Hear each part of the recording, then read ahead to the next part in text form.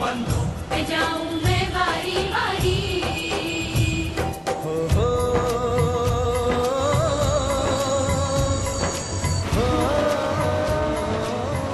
far, I've visited countries with well-established metal scenes. But in India, the scene is just getting started, and no major metal bands have played here. Back in school, I would always read about India in my anthropology textbooks. It's one of the world's oldest and most distinct cultures. But I can see it's quickly modernizing. And metal isn't the only Western influence that's starting to creep in. People love the camera in India. They know this is a film's being made, and they're excited. You know, they can't get close enough. The case in point. I have to say, it's pretty obvious that this is the home of Bollywood. Bollywood, in short, is a really, really cheesy movie with a hell of a lot of songs and dancing around trees.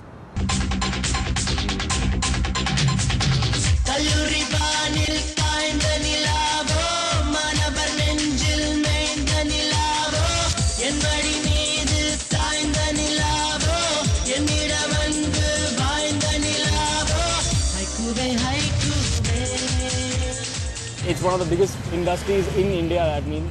And all the Indian kids, they're listening to remixes and indie pop stuff, and like, you know, basically whatever the channels are showing, that's what people are absorbing.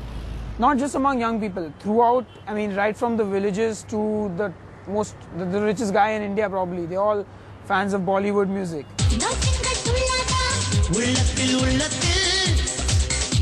It's got to be catchy, it's got to be bouncy, you can shake the ass to it and stuff like that. At the end of the day, it's just nothing. There's no meaning to it. It's a very soft, timid kind of music for very, weak-hearted kind of people. So I don't relate to all that. I want my music to be strong. So that's why I relate to metal.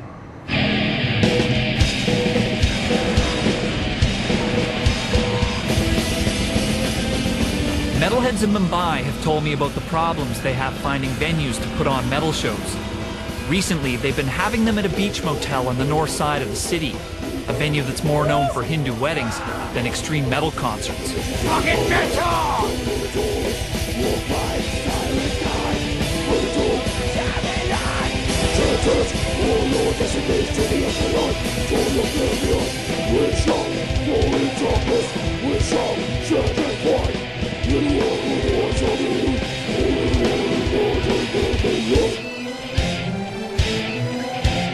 For us, metal is something special, you know. It's like, I grew up with Priest, Maiden, Sabbath, Dio, all these bands.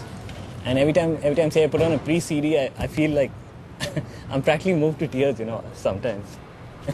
People who listen to metal are very passionate about the music. I guess they can identify with it. It gives you sort of a identity of your own. It also makes a statement that, you know, we aren't exactly going to just be force-fed or conform to anything and everything that society asks us to do. We have our own way of thinking, our own way of living. You know, we want to follow our own path in life. Especially in India, where society tells you what to do, who you're supposed to be, where you're supposed to work, who you're supposed to marry, all that shit, you know. It's not like the American system or like the system in the West where, like, you know, the kid moves out after he turns 18. Like, people still live with their parents till, like, you know, they grow old out here. It's like, you know, our parents are you know, they are our gods. Whatever they say has to be right for us. You know? It need not be necessarily correct all the time. How do your parents feel about you listening to metal music? ये क्या बकवास सुन रहे हो यार? Hey भगवान, ये क्या कर दिया मेरे बच्चे को? Quit playing the fool, you know, you've passed the age now. Get serious about your studies, your career, you have to get married soon. Why? And what for? What is this crap you're listening to? For God's sake, please stop listening to all this.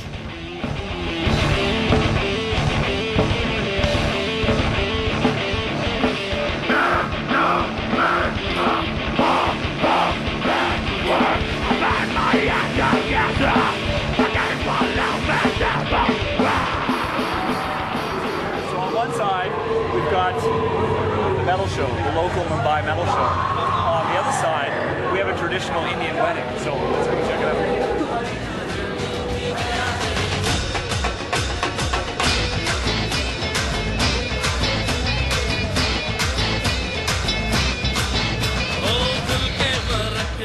People here are mostly religious, very orthodox. People are only of late opening up to newer things and becoming different, open-minded.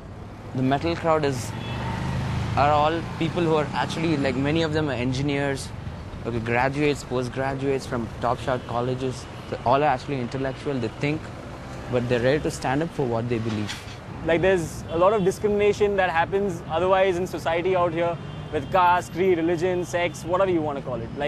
But within metal, they're very open to people of any caste, religion, creed, whatever. There's no specifications or classifications in metal. It's just, it combines the whole community together. We, as a band, follow one religion that is called music. I am a Hindu by birth, and the others are Christians, they are Maharashtrians, they are people who follow different religions, all right. And but that doesn't hamper us from making music, which is universal. Music is one language. It's just like the sky above us. It is one for everyone. So we can have a guy wearing a Gandhi shirt and a guy wearing an Iron Maiden shirt in the same band. Yes. We have Gandhi in our hearts. We have Mahatma Gandhiji in our hearts. And Maiden in your heart. And Maiden, yes. It's been an honor for all of us, and may you succeed in all walks of life. And yes, this is considered very sacred, very holy, and we are giving India to you. Thank you. Thank you very much. Thank you. Do I wear it? Yeah. If you wish to, yes. Do people wear them? Yes, they do. There we go. This is Hindi black metal right here. Hindi black metal. Symphony.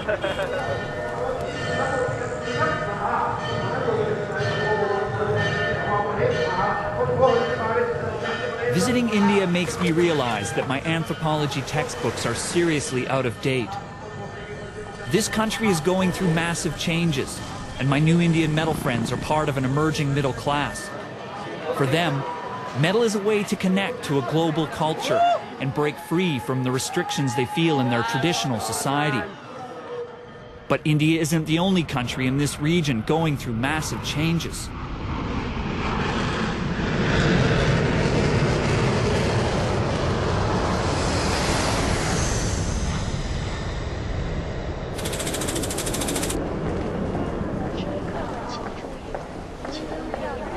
China is increasingly opening up to the West, but the government still keeps tight control on the music and culture they officially let into the country. And at this point, I'm not even sure we'll get through customs, traveling with 300 kilograms of film equipment on tourist visas. In China, I will be known as S2. It's a big kind of hassle trying to get the visas and stuff like that, so we don't really know what's going to happen. What are we going to say? We're going to say we're here on a holiday. We've just come to Beijing for a holiday because it's in the neighborhood.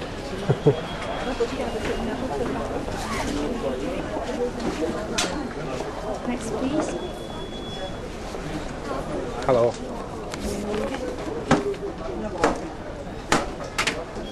Thank you.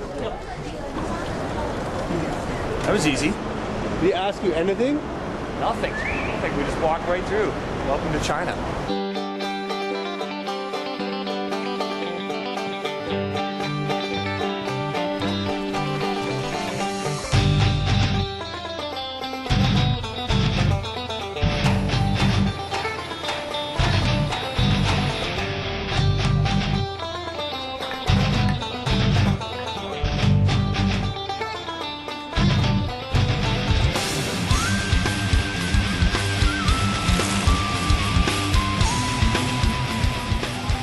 Biking in Beijing, man. I don't know. I don't know if it's good for the health exactly. I don't know. It feels good to ride, but choking on the pollution, to be honest. China is home to 1/5 of the world's population, and where probably 90% of my metal t-shirts were made. And yet, like India, no major metal band has ever played here. But searching the internet, I found one place where they sell metal music: the 666 Rock Shop in downtown Beijing.